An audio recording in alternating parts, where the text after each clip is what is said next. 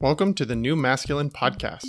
This is a place where masculine identifying people come together in community to disrupt outdated models of masculinity and together construct new models for our way forward as men. As a special note, while this conversation is between men, this podcast values all beings and seeks to create positive impacts for all. I'm your host, Travis Stock. I am a master life coach, an equus coach, which means I often partner with horses when supporting clients, and I'm a teacher. In my coaching work, I am passionate about the balance of masculine and feminine energies in each of us, regardless of gender. I seek to help others nurture a relationship with both types of energy, which often leads to a greater sense of wholeness. And yet what I found in my work with men is that many of us have been taught messages about what it means to be a man by first teaching us to avoid anything that is associated with the feminine. That avoidance leads to few experiences of intimacy, emotions outside of anger, vulnerability, or even a sense of belonging. Striving to comply with these models of masculinity has many of us feeling isolated, ashamed, unworthy, afraid, angry, and depressed. That's why I started this podcast, to bring men together who are ready for something new, something more whole. My next guest is someone who, like me, found himself pushing away much of what we call masculinity after witnessing the limitations of our current models.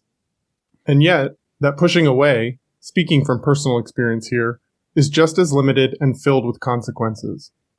It is through a deep dive into Jungian psychology and nuanced and detailed exploration of archetypes that he awakened to a more holistic awareness of self.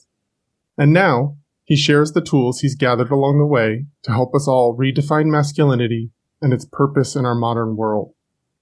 Isaac Cotec describes himself as a spiritual being, as a mentor, and as a creative entrepreneur.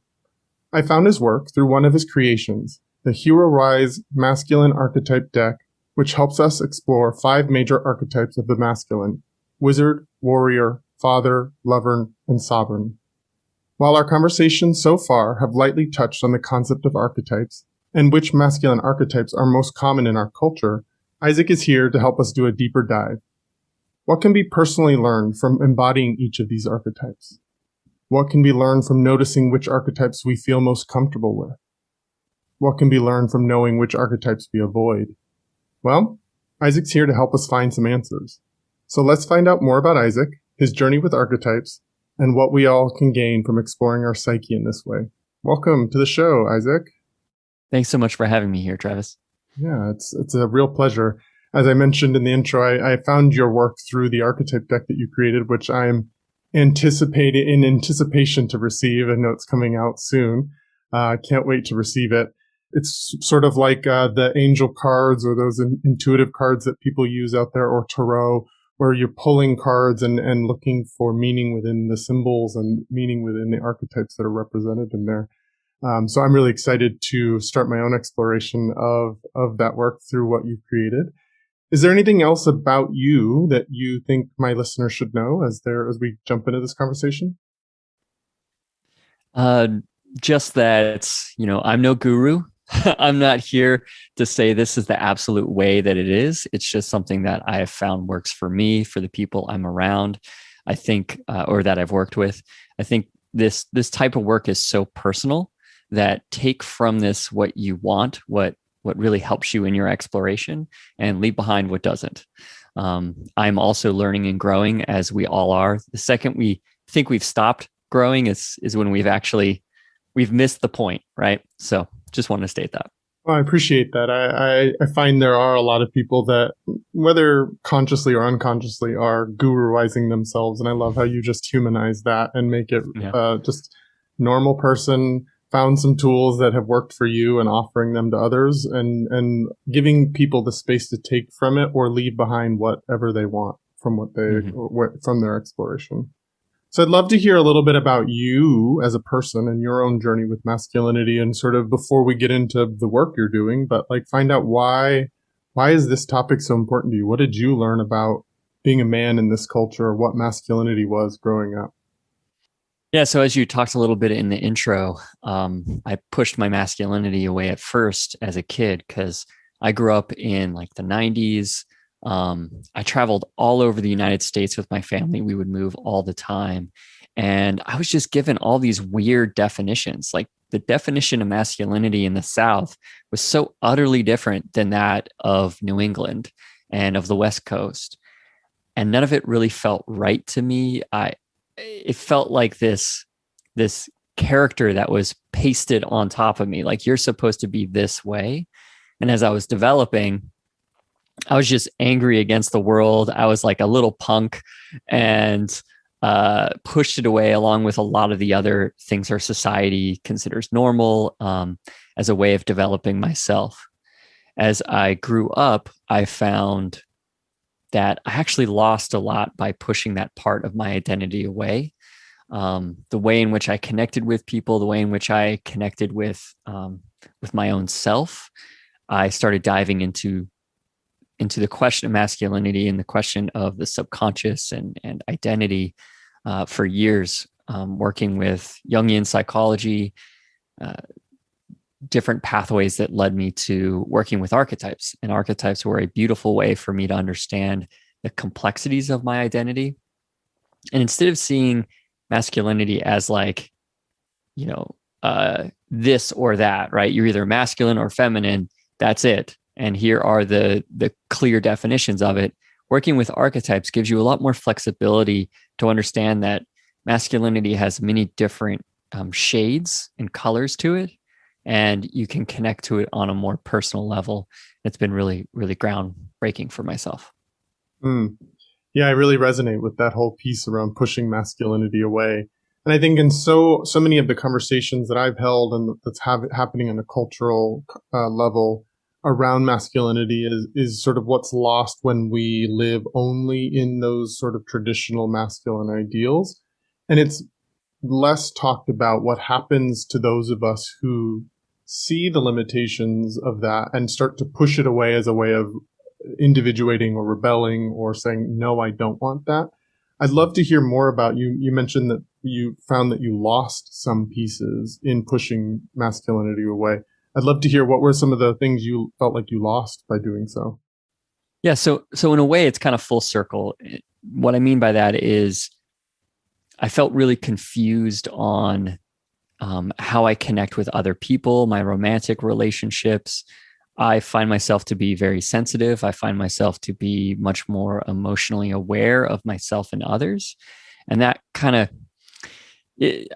when you hang out with like a bunch of what some people might call like alpha male or bro type guys, and you're not interacting in the same way, you're not kind of pushing to show your hierarchy in that situation, it really confuses other guys. Yeah, at least it does. For me growing up. Yeah. And it can also confuse other people of like, where are you in this spectrum? And I'm just like, it's not even a thing for me. Like I'm nowhere on that spectrum. I am myself. I don't need to prove anything.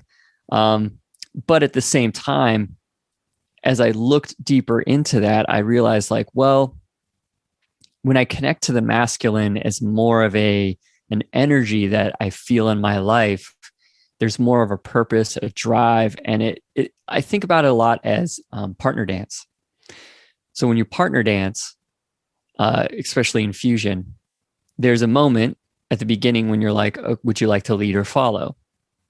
And it's great knowing which role you're in because you can so easily slip into the connection. Like, oh, if I'm leading, I know that my partner is going to relax into my movements and spend more time listening than worrying about the next step. I'm going to worry about the next step and create that safety for them to just relax.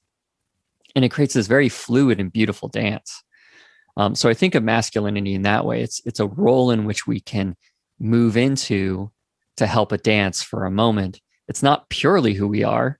We are a wide range of expressions, but it can be a useful tool. And in doing that, I was able to increase my connection to what we see as masculine around purpose and relationships and relating, that sort of thing. Yeah, thanks for talking about that a little bit, because I that's something I really had to work through in my own personal journey, was noticing when I had pushed away a lot of traditional masculine sort of ways of showing up in the world, Because sometimes what I witnessed was they were unsafe, or they were overpowering, or they were dominant, and they were power taking, power over, rather than power with each other. And so in some ways I was like, well, I'm not going to be that. But then I found most of my 20s I was depressed and without boundaries, and very externally referenced. My value and worth was so tied up in my relationships and what people thought of me. And that was a really hard way to live my 20s, because there was no sort of center anchor point, no ability to lead with a sense of purpose, my own life and what I was looking for. So I'm glad that we're talking about this, because I think it's so easy in our current cultural conversation to talk about the shadow on the hypermasculine side of things versus what is the shadow of rejection of the masculine as well. Mm-mm. Yeah, and about bringing that more into balance of I think the key is to understand that we can also go super deep into I view masculinity as two different things.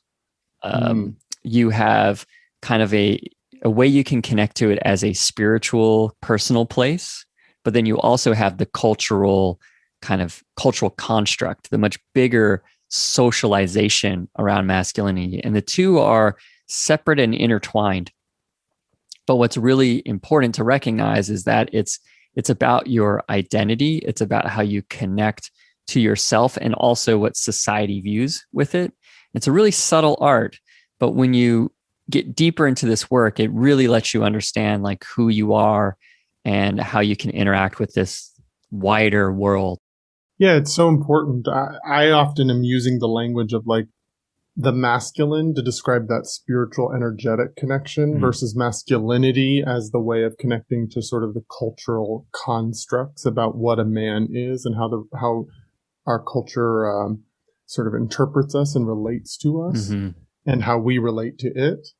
And it is important to notice that they are both separate and influence each other. Like it's almost like the two circles of a Venn diagram. There's a total crossover section where we're crossing over and they influence each other, and they're really inseparable in some ways. But I think it is important for many people as they're connecting to this to really separate masculine energy, this sort of spiritual concept that we can all connect to regardless of our gender, versus how our culture relates to us based on our gender expression, the sex we were assigned at birth, all of those kinds of things.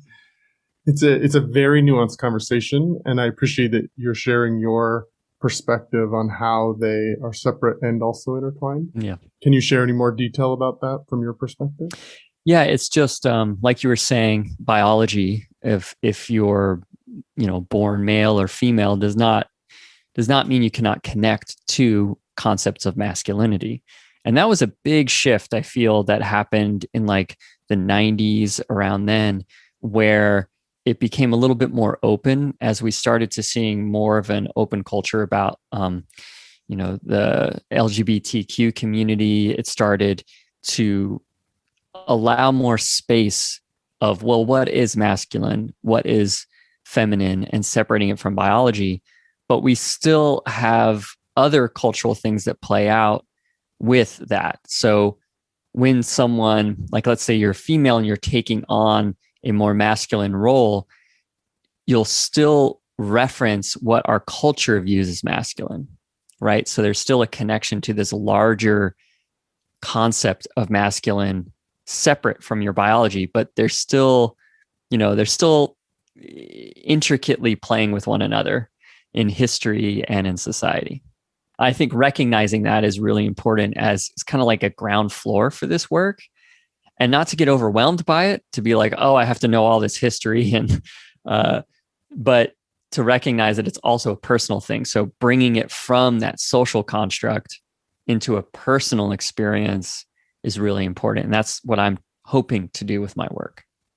So you talk a little bit about having your own sort of crisis around masculinity and pushing it away for a while. What was that sort of transition point like for you, where you started actually going, wait a second, there's a loss there? And then how did you start developing a new relationship to masculine? Yeah, I would say it's probably a lot of my own personal development that led to it. And what I mean by that is like my exploration of my shadow, of my psyche, of my subconscious, seeing patterns of behavior, seeing what is and isn't working for me. And along the way of that, of meditation and practicing, that I began to see like, oh, well, there's this thing I'm pushing away, this shadow, because it's like, I don't want to be, I think in some ways I saw masculine as a bad thing, because I saw a lot of the hurt both on myself, like other men, like I was saying, being more emotionally sensitive or in tune with that would lead to people either making fun of or not seeing me in a good light because of that. So I reacted by saying, well, you're not good. Like what you represent is bad. And breaking that down, being like, oh, actually, I have more of these characteristics than I initially thought, and they're not bad. They're good if I can cultivate them. So it was more of like a subtle movement forward. And then I began to just notice in relationships that I was having some trouble with, some partners, romantic partners that I was connecting with, where I felt like they wanted something a little bit more tangible from me when it came to that polar dynamic of masculinity and femininity. And looking into that, I developed myself a little bit more, reading more of Carl Jung, King, Warrior, Magician, Lover. It's a great book around archetypes. And yeah, came more into that fullness of self. And I'm still growing constantly. But archetypes allowed me, like I was saying before, a palette, a way of seeing the range of my masculinity and helping me focus in on what I could work on. That piece that you brought up around what you were experiencing, your romantic partners sort of asking for you or craving from you, wanting from you in that dynamic. I'm glad you brought it up, because it's something I'm really interested in exploring, because I see a lot of men's work posting currently that does really talk a lot around this, what often it's fairly heteronormative kind of relationship stuff. And so often it's like, what does your woman want from you? And you need to, your woman won't feel safe if she doesn't feel this from you. There's a lot of this language around talking about the polarities of energies, the sort of the balance of the energies that are present within all relationships, but from a pretty heteronormative way that for someone like myself, who is a part of the LGBT community, can feel a little excluded from. Like, how do I find myself in my relationship with my male partner based on this dynamic and this way of talking about it? I'd love to pull you out a little bit further on what you were experiencing and what you learned in that arena. Well, I feel it was kind of like this idea of balance and dance. And what I mean by that is, in myself, like, I have had a lot of my life, I've navigated it alone. Like, I haven't had a lot of support from my parents kind of, showing up in these times of needs. I had to do it by myself. So as I developed, I became very secure in myself, very, very balanced between the energies of masculine and feminine, and not needing as much externally. And what I was finding in my relationships was that actually wasn't helpful. And what I mean by that is, when I'm totally balanced, I'm not leaning on someone, then they don't feel like they can lean on me. And there's not like a type of trust and a type of playfulness that can develop into dance, right? If you're just like totally solid, you're not really allowing the full expression of that connection. So it was like, oh, well, I want to lean and be out of balance to create balance within the dynamic. So by leaning more into my masculine, it would allow more room for my partner to lean into their femininity, but also recognizing those things switch. Like, there's certain moments I want to be in my feminine, and I want them to be able to like hold space for that. But recognizing the dance isn't just about absolutely being perfectly controlled by yourself, but being out of balance leads to a better dance. I appreciate you explaining it that way, that oftentimes the polarities can switch and the directions of the energies can switch, because then that's then it frees up someone who's in a same-sex relationship or in gender non-conforming relationships with themselves and with people that are gender non-conforming, that it allows us to start to find our own ways of relating within relationships that is more inclusive in that language. So it's really helpful. Isn't that so true that I always talk about our romantic relationships as this place where the best ones have two like independent whole people in it, and yet there's so much about blurring the edges of the two people that's important. And so there's like a merging of boundaries, but then also how do you find yourself a solid within it, and then how do you lean in different directions, that it is such a nuanced thing that takes so much time and experience that's needed in order to figure out that dance as you're describing it, the dance between the partners of when can I as a man feel safe enough for my feminine energy to show up? When can my partner do the same at the same time? And so when can we pass it back and forth, and how can we find a rhythm within us so that we get to fully express ourselves, not just live in this one little lane? Yeah. Yeah. And I mean, it reminds me a lot of Carl Jung. And Carl Jung believed that you had the animus and anima, and it's this idea that within us is the opposite. So if you identify as male and masculine, then within you is also the feminine. And he believed that coming into your fullness is coming into balance between those two things, is fully integrating those two energies, is the full self. And recognizing that's really important. So if a man is in a relationship and feeling like they only have to be masculine, especially when you're viewing it as this like stoic, self-controlled, unemotional aspect of masculinity, then them not getting into their emotions when their parent dies or when tragedy strikes will just lead to so much more hurt and pain and an inability to move past these really hard emotions that will stick and turn into trauma. Whereas, and if that person can then move into a softer emotional space and be held in that, then it allows that healing. But, you don't want to be caught on one side of that spectrum and be like pigeonholed as like, this is only who you are. It's about coming to fullness. And from your understanding of maybe the Jungian perspective or just your own perspective of how you've integrated this information over time, when you talk about balance between those two energies, for each of us as individuals, do we come to a place of like perfect 50-50 balance within us? Or is there like, do we lean one side or the other side? How do you sort of conceptualize that? Yeah, I think in Jungian theory, it's about going more to the center, the 50-50 or finding absolute balance. I understand that the pursuit of that, but it is impractical in reality because all of us have more, maybe we were socialized one way, maybe we have preferences that are one side than the other. I think it's just about understanding your identity and using your identity and your ego more as a tool than being controlled by it, to understand when you're too far in one direction or the other and what would be helpful in that moment, instead of being stuck with like masculine must be this period. And then, so some people might be more masculine, and stepping into that and fully owning that is great. And it feels good. But not to discount the other parts of themselves, and know when they should switch into other energies or other ways of being to kind of be more whole and healed in certain moments.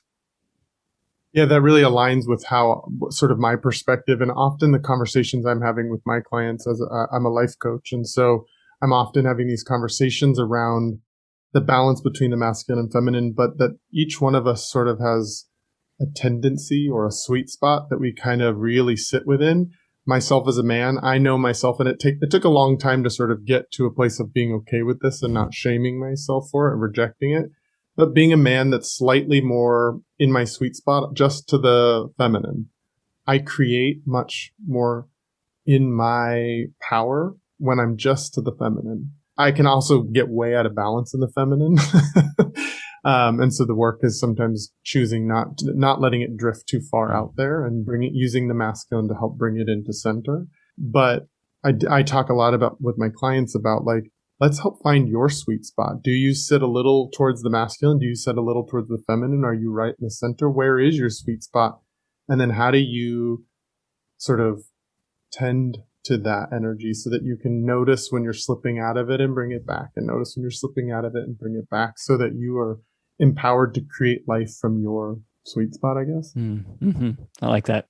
It's a great way of visualizing it and feeling into the kind of polarity of it. For yourself as a man, where would you describe your sweet spot? Do you tend to lean one direction or the other? I would say close to neutral, but slightly more in the masculine. I can go slightly more into the feminine, but I think as I've gotten older, I've enjoyed bringing in more of that masculine energy. And then it's moved in the last like 5 or so years to slightly more masculine. Yeah, I bet that's actually true, that our sweet spot can kind of change as we grow and develop, much like I know when people take like the Myers-Briggs, it can evolve over time, or your sort of personality types or how you show up in the world can evolve based on new experiences. And what is life asking of you now versus what it was asking of you back then? Like, we've just been through such a big experience as a world with the coronavirus, with COVID, that what the world was asking from each one of us at the end of 2019 is very different than what the world is asking from us right now in 2021. And so I would imagine that sweet spot can kind of move, and you might actually have some influence based on your own desires. As you were saying, like, I've enjoyed bringing in a little more of that masculine. It's like a preference piece too. It's a preference and a practice. For me, it's been a lot about martial arts, not as like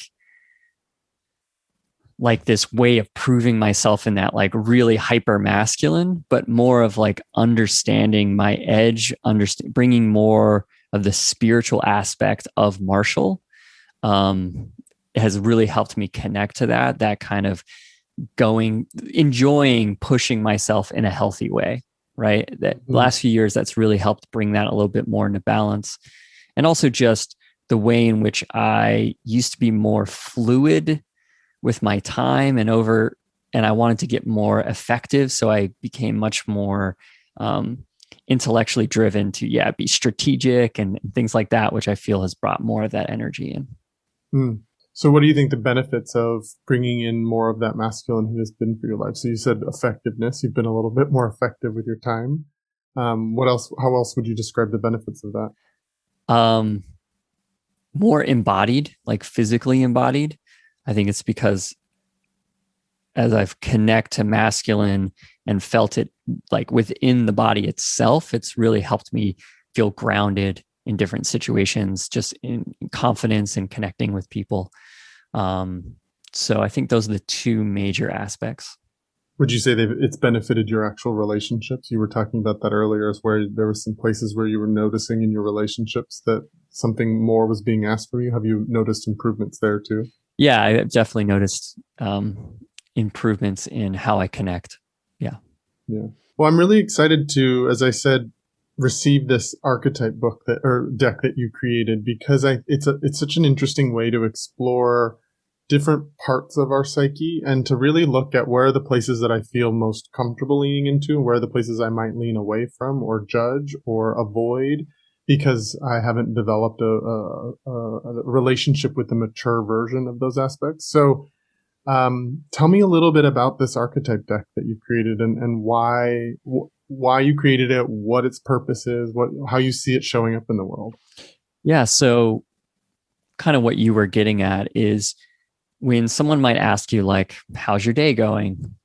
That's such a big question. Like, where do you even begin? Like, how do I answer that? You need some type of context to work with. And that's where archetypes, they give you these ways of focusing on different aspects of yourself. And when you're looking at masculine archetypes, I work with 5, and they are warrior, wizard, father, lover, and sovereign. And each one of them have a very specific feeling and way of understanding your life. So when you're looking at the warrior, you're looking at how dedicated are you to your beliefs? How much willpower and energy do you have to get things done? Like, are you kind of a couch potato with dreams and never does the steps forward, or are you working towards those things? So that's one aspect of your life where, let's say, the lover is more about intimacy and presence. Like, how am I present with someone? How am I present with myself? How do I engage with vulnerability and intimacy in my life?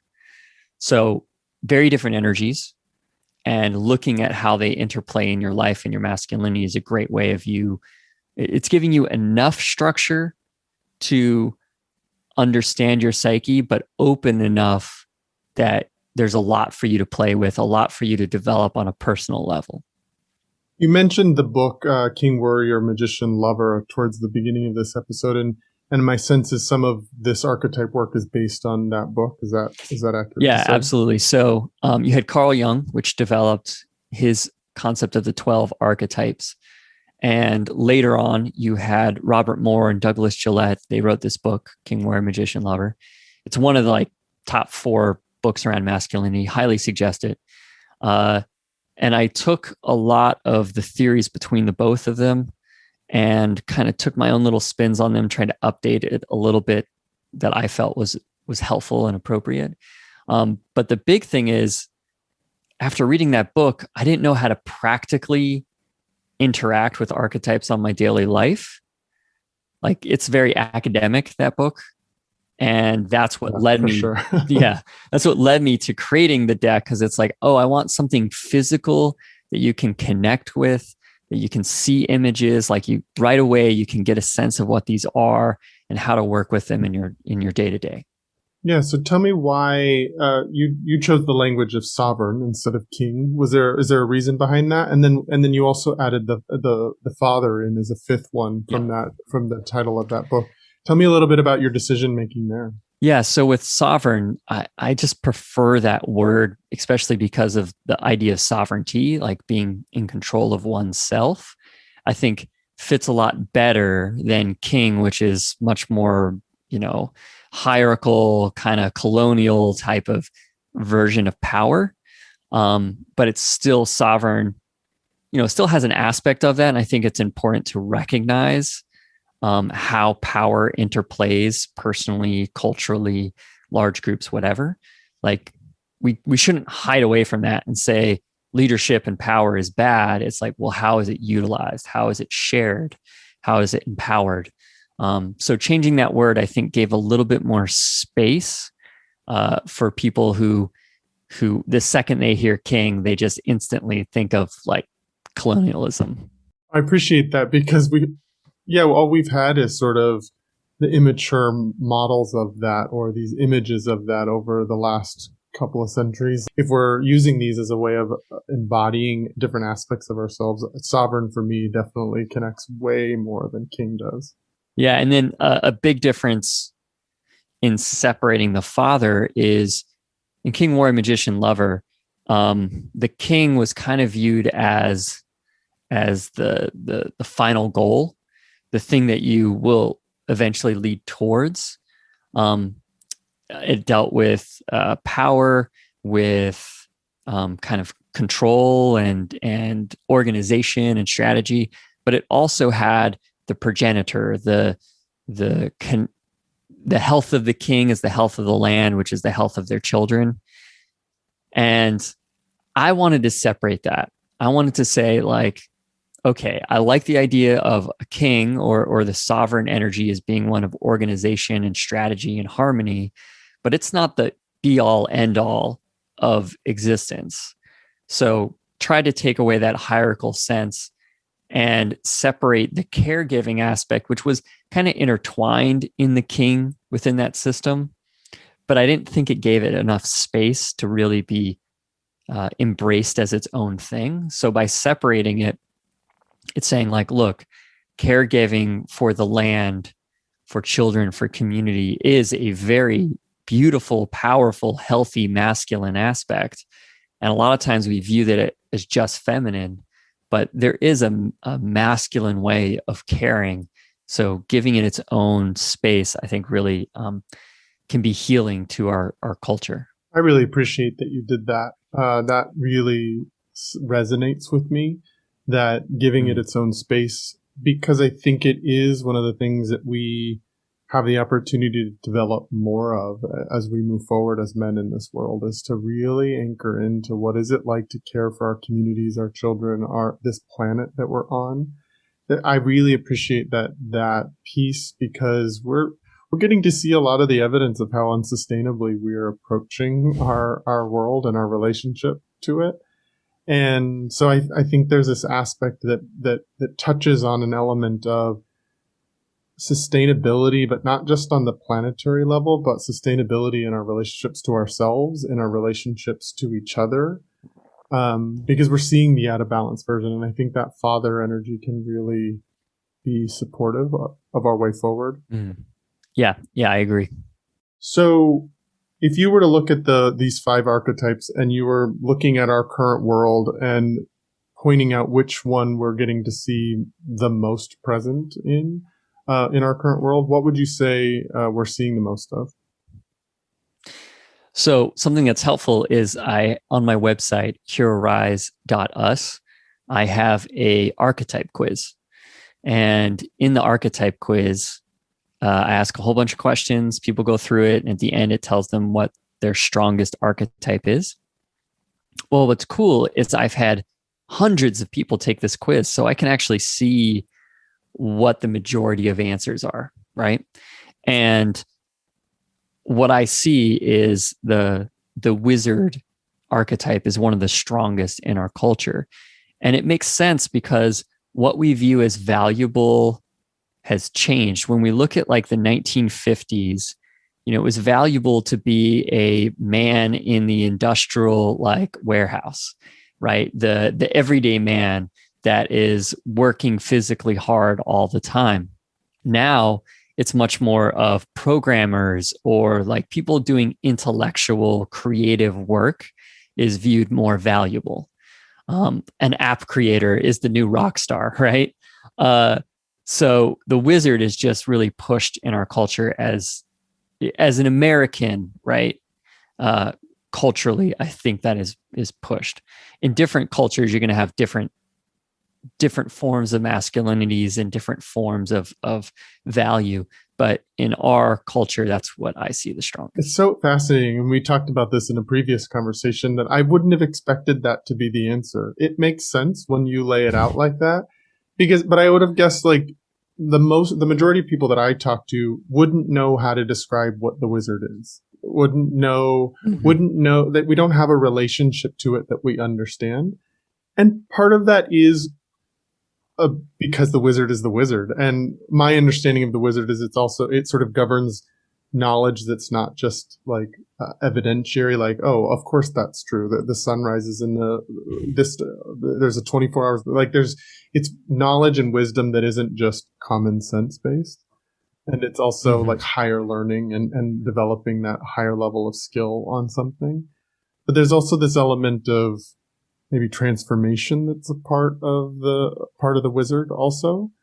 So I think it's just so fascinating that it's one of the more predominant ones, and yet I would guess that people wouldn't know how to describe it. Like even as I'm trying to describe it, I'm stumbling on my words to find how to encapsulate what the wizard is. Can you tell me a little bit more about how you see the wizard? Yeah, so the wizard is the archetypal pattern of seeking knowledge, information, wisdom.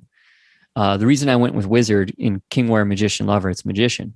I like wizard because wizard is whiz, right? When we say you're a whiz kid, like you're saying you're super smart. You're very creative. You're very like wanting to learn a lot, soaking it in. That's what the wizard is. Very clever. That can look like a spiritual yearning, like a wanting to understand the universe, but also that's a scientific yearning, like knowing the stars, astronomy, the complexities of plants, like that is also a yearning to understand the world around us, and that's the wizard. So to kind of reference back, another reason why I think it's such a strong energy right now is it's also, we're seeing the distortion of it. We're seeing the distortion of information, you know, fake news, and the way in which we filter information and create bubbles, like intellectual bubbles on these different social medias. What's interesting is you still have people reading and researching and diving deep, just how they're being shared information is so distorted right now. But there's no lack of people researching this sort of stuff. We've just lost an ability of understanding what actual research is. So I think it's a distortion. It's like we have a strong amount of it, but we're also distorting it at the same time. We're kind of out of balance with that energy. Gosh, that's so true. That makes a lot of sense. So what would it look like to bring it out of that distortion and into its much more like sort of grounded, seated version of itself? One thing is, I think the wizard is a lot, or you can think of, like, I call them a sub-archetype. So it's a different expression of the same thing. So the scribe, right? A scribe is someone who looks at what is happening and documents it. What's so important to the wizard and the scribe energy is recognizing the sanctity of this information, as if there is a deep responsibility to make sure that it is correct in its purest form, because we are like a connection through time from the past all the way into the present of knowledge and information. So to distort that is to like add poison to the river, and it's going to continue down to future generations. So I think connecting to the importance and sanctity of knowledge will really help bring that into balance.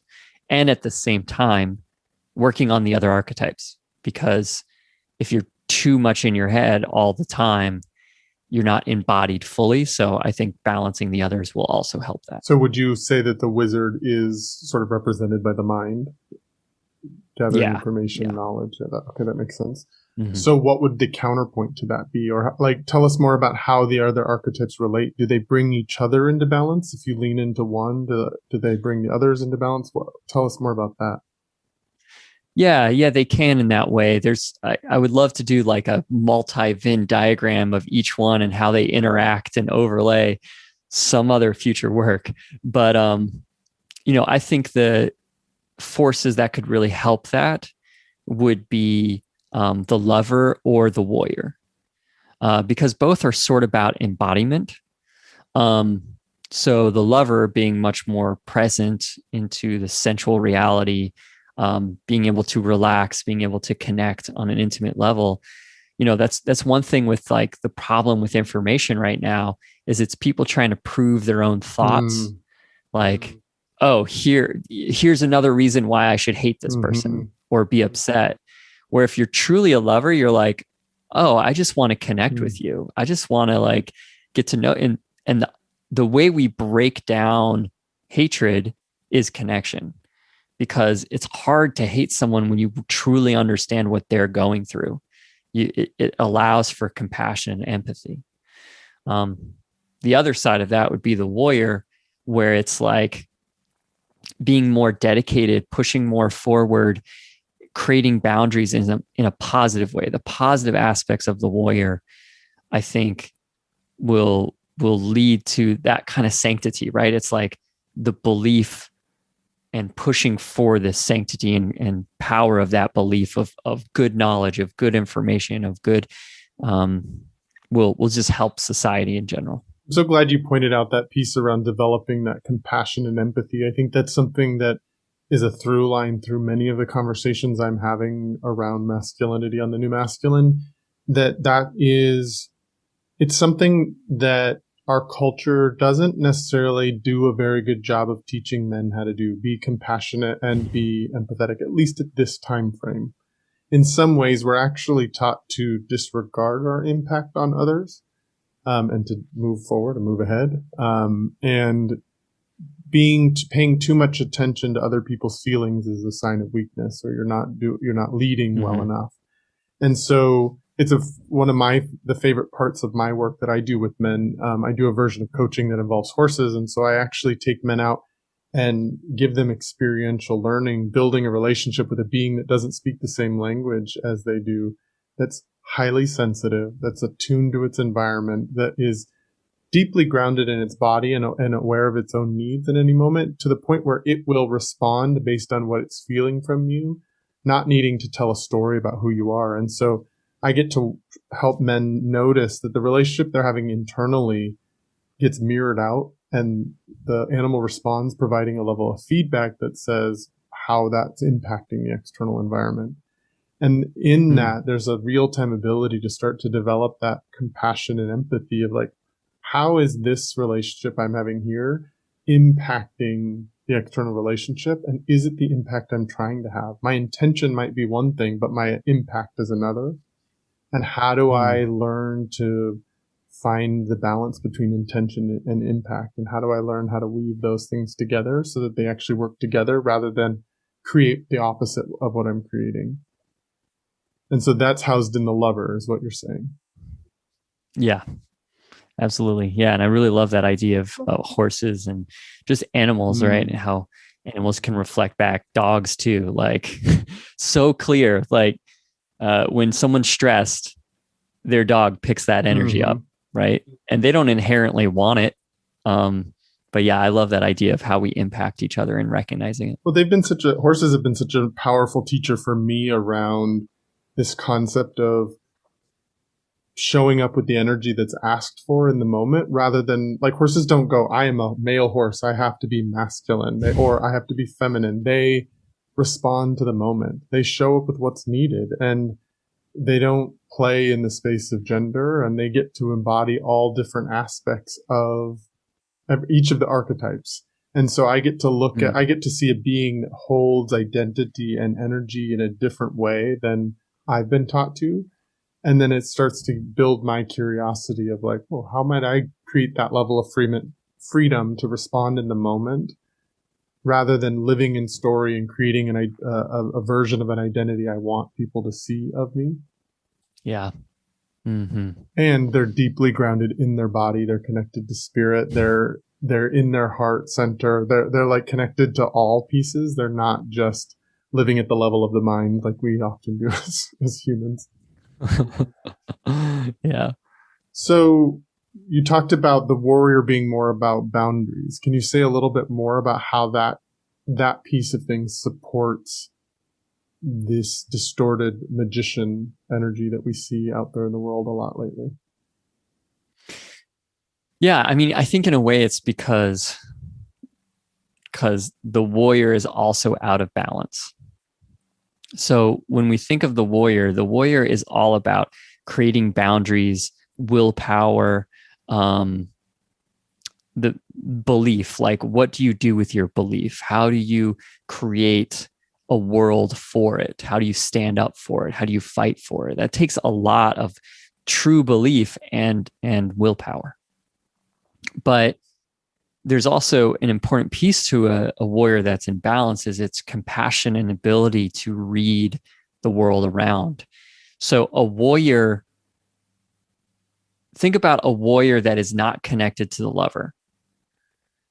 That is a warrior that is harsh, that is a mercenary, that just causes pain. But when a warrior is connected to the lover or these different aspects, when it's in balance in that way, it's all about protecting its loved ones. It's all about creating a better world, and it uses its power for that end. When we're out of balance of the warrior, then you get like aggression, and they're called shadow aspects. The two shadows of the warrior is aggressor and coward. So if we don't allow anger to move through us, so what is anger? Anger is a need for change. The second you feel anger, it's because you want something different. And that is good. It is good to feel and recognize when anger shows instead of suppressing it. So when you feel it, you allow it to move through you and use it positively, that's warrior energy. But if you feel it and suppress it and go the opposite direction, that's the coward. That's like you're going to find yourself bending to everyone else. And the opposite of that is the aggressor. When you push your agenda too hard, you don't care about other people and how they interact with their desires. You just push and take over, right?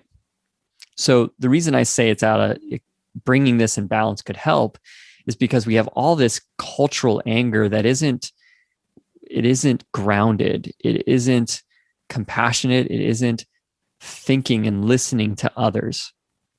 And also the belief, it's like when you talk to people, I just feel like a lot of times they dive into one belief, they find information around it, they fight to prove whatever their belief is right, but then they switch it like within a few weeks or whatever.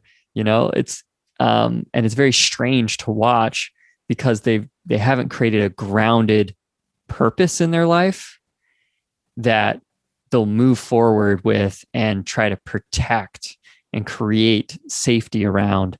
And I think that would help this distortion we have with the wizard and with knowledge and with, kind of this anger that we have right now.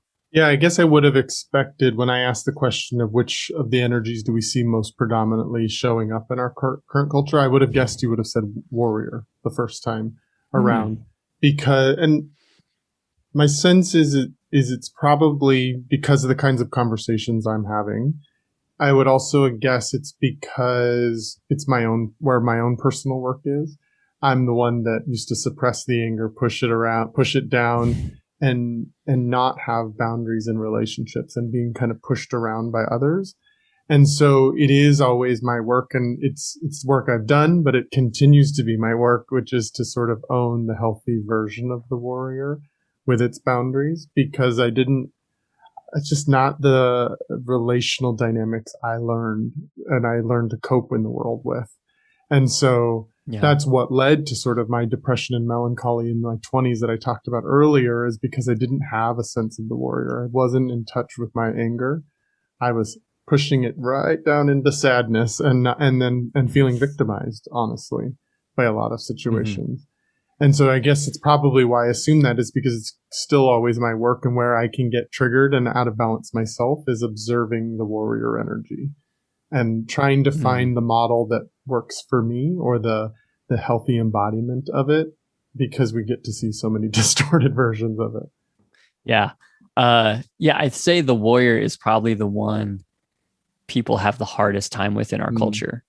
Like even when I was bringing up this deck, and I had like a small group of people that I would kind of reference and share my thoughts and get feedback from.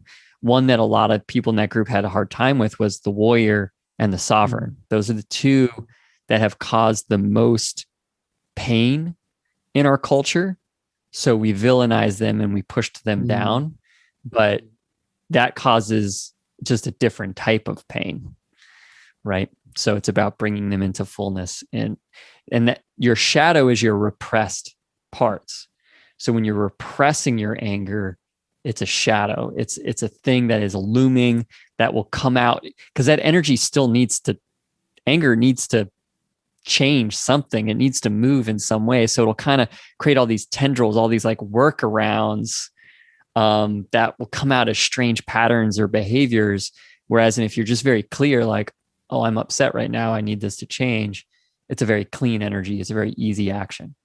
Yeah, that feels completely true to me, how you're describing that it is what has caused the most pain. And I think it's being really showing up in our current culture. We're getting like where we have suppressed anger for a long time and hidden things in shadow, they're all coming to the surface the last decade. They're all like, there's a lot of anger. There's a lot of transformational, potentially destructive. It could be a really creative force if harnessed in the right way. But there's a lot of anger surfacing, and some of it rightfully so, and some of it's shadow that we've been trying not to acknowledge for a long time.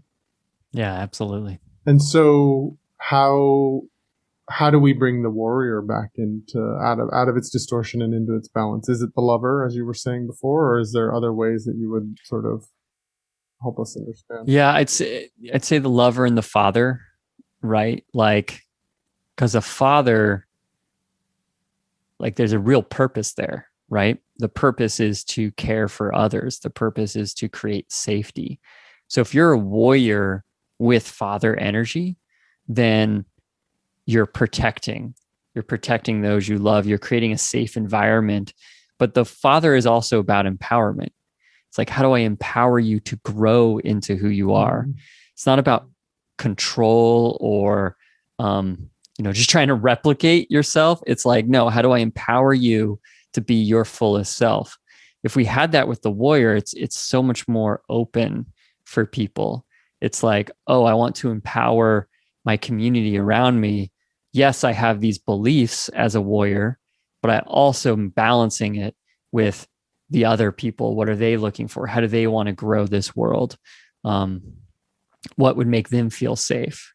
Right? I think that would, like, if you went into an argument, especially a political argument, with that energy behind you of like, how do I make you feel safe in this conversation as well? Like, that'd be a great debate. That would be a really good conversation. That feels like right in alignment with the energy of the martial arts you were talking about. It's like very Aikido right there. Because there's nothing to push up against. If you're going in with the intention of helping someone feel safe, like how do they have any ability to like push against something and to actually engage in the conflict when the conflict isn't present for you? Yeah. So thank you for really kind of taking us on a little bit of a journey through a few of the archetypes and helping us see how they apply to our current world that we're in and how to sort of play with them as ways of bringing each other's into balance and noticing where distortions happen and helping them pull back on the distortion. I think it's really helpful. And we're talking at the level of this intellectualizing.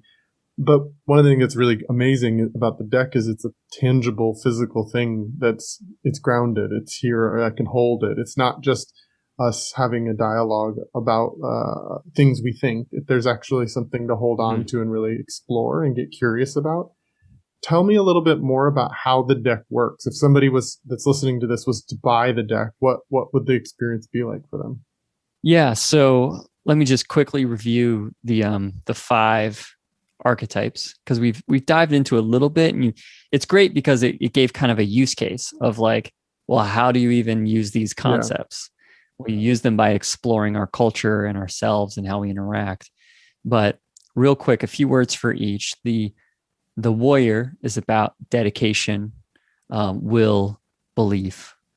Then you have the wizard, which is knowledge, information, wisdom. The lover, intimacy, sensuality, connection.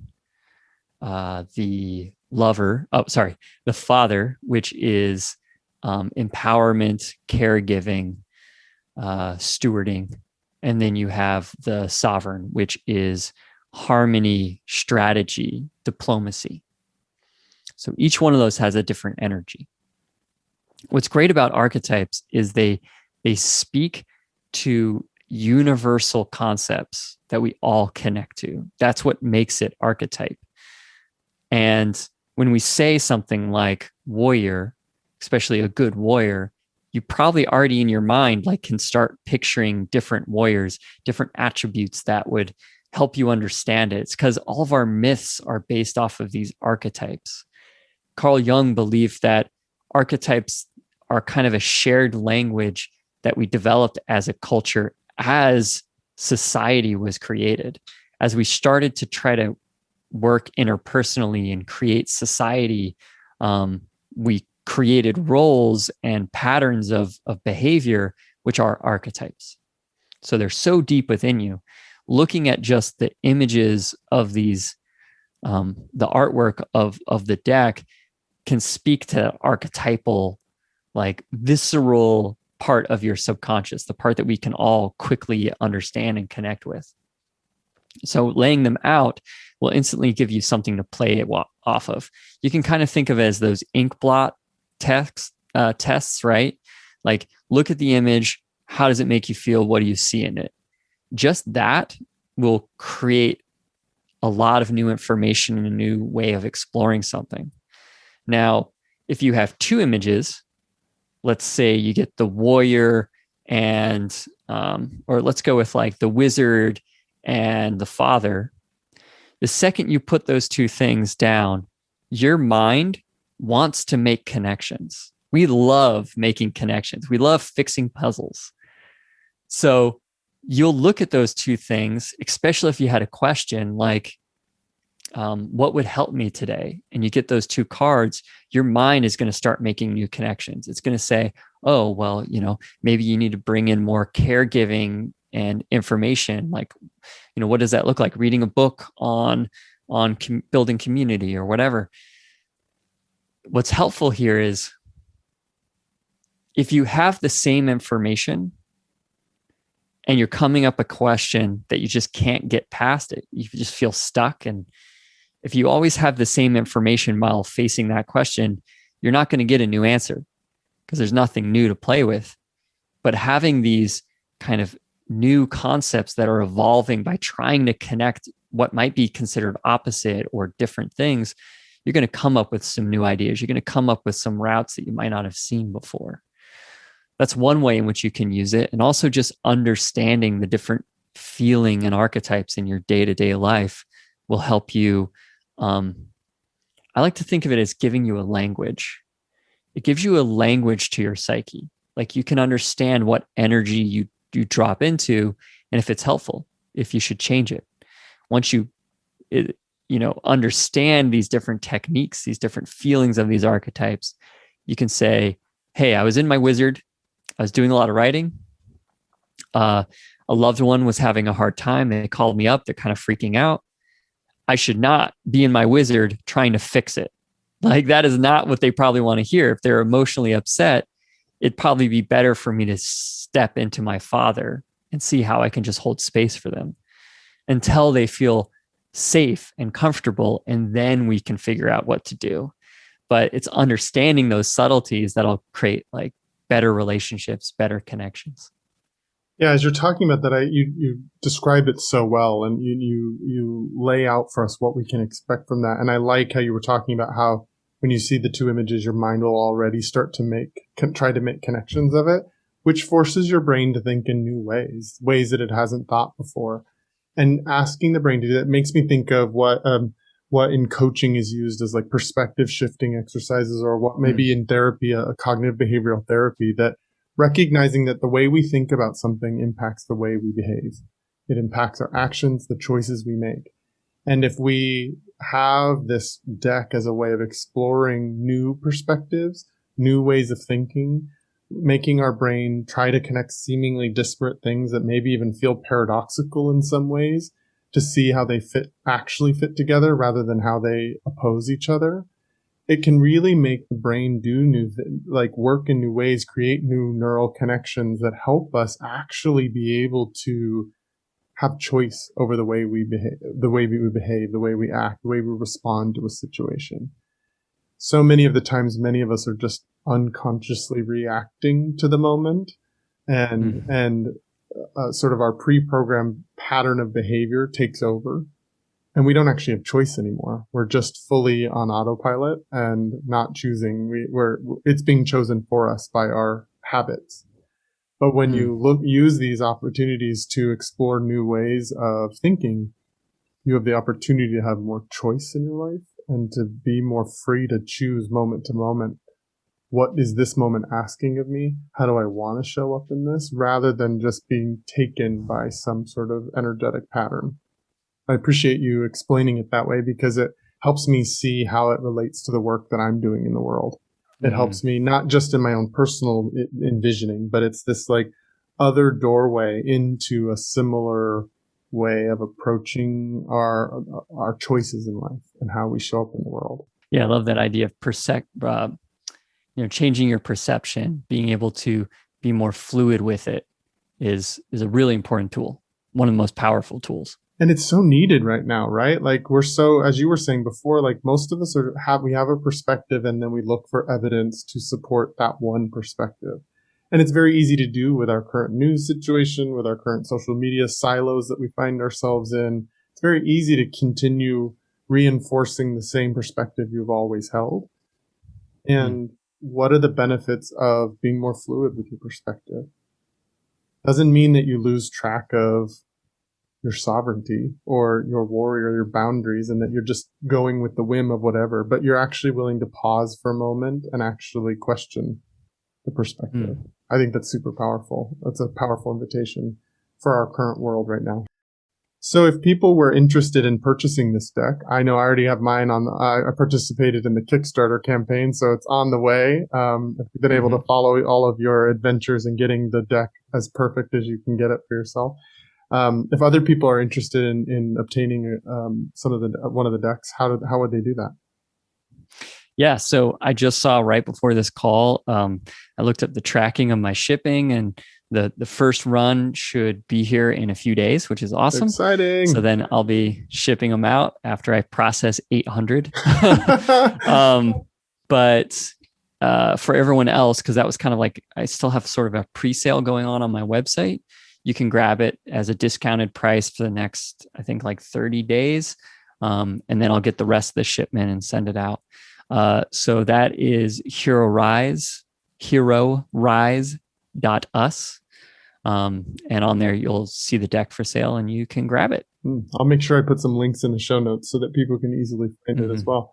What other kind of work are you doing in the world, or what else can they expect if they were to go to herorise.us? Yeah, so I've been writing a lot. I've written over 60,000 words, pretty much a nonfiction book all around masculinity, something 40 articles. I'm releasing 2 articles a week. And I go into a lot around Jungian psychology, shadow work, gender when it comes to like cultural construct around gender and the complexities of it. So you can check that out. That's my main thing. That and getting this deck out into the world, working with different groups has been my main work. I'm super excited to receive my copy of the deck. And I want to just say that I really appreciate the way that you hold a lot of this work. There's so much in the way that you speak and the way that you hold it that feels very inclusive, that feels like people of any gender expression or gender identity can access it, that gay men can connect to it, that bi men can connect to it, that trans men can connect to it, that all are valued in this, because I don't always see that in masculinity type work, and not always intentionally. Sometimes it's just an unintentional thing, but it still is hard to sometimes connect. And I really appreciate the way you hold it because it is inclusive and feels safe to get curious about and explore. And I think we need more of that in the world. So I really appreciate the way you hold it. Thanks. I appreciate that. And I think the key is to look at things as curiosity instead of fact, right? It's not like who can teach me the answer? It's just, how can I sit in inquiry of this? How can I sit and learn something? If we hold that energy, I think it helps kind of break down that, what you're talking about, more of like a cast onto you as like, this is the way it should be. And it's for these people. It's from my perspective, right? So I invite anyone in this work to just move into an inquiry with others and yourself. And it's within you. It's in your body. It's in your spirit. It's in your connections with others. Like, the information will come if you're just open to it. Yeah, thank you. The curiosity is what I've decided. Well, what has come about in all of these conversations that I've been having is that curiosity is a key tenet of our way forward as men. It's not something we're always good at, but it is something that I think is a developed practice that is almost like an honoring, a ritual, something that we can practice and devote ourselves to, because I think it is part of the way forward for sure. So thank you for putting that. If people are interested in following you specifically, do you have any social media handles you want to share, or anything that you would like to allow people to connect with you out there in the world? Yep. So it's all herorise.us. That is on Instagram, not really on Facebook, like it exists, but Instagram would be the main one, or the website are the 2 ways to really interact. And feel free to connect with what I do and with me on Instagram and other things. If people want to connect with me, you can go to my website at travisstock.com. You can follow me on Instagram at Travers03. Again, that's at Travers03, and that's where most of the live conversations around the new masculine are continuing to happen outside of these episodes. So please follow me there. You can also email me at travisstock03@gmail.com. Or if you want to become a contributor to the podcast, you can follow me on patreon.com/thenewmasculine. Please consider becoming a contributor, as this helps me continue to find amazing guests and continue this work as we move forward. Thank you so much, Isaac, for joining me, for bringing the work that you're doing, and for helping us understand a little bit more about how archetypes can benefit us. Yeah, thank you for having me, and thank you for everyone listening, because that shows that you're doing the work, inquiring as well. So appreciate it. Yeah, indeed.